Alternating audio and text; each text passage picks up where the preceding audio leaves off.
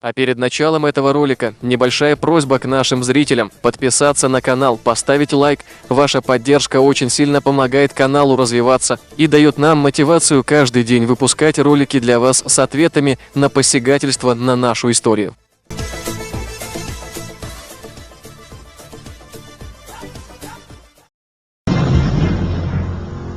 Кавказ в то время походил на огромное лоскутное одеяло, сотканное из множества ханств, княжеств, султанатов.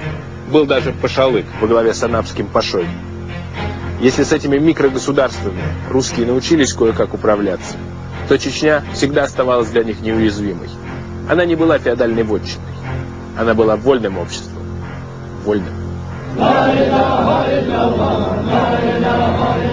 И невозможно было усмирить холопов, подкупив их князя, потому что в Чечне не было князей и не было холопов.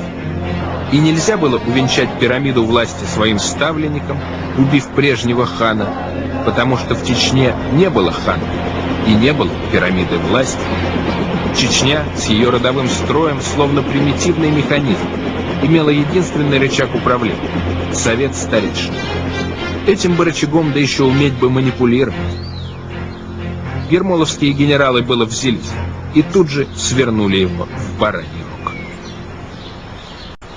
Генерал-лейтенант Лисаневич, командующий войсками Кавказской линии, генерал-майор Греков, первый комендант крепости Грозной.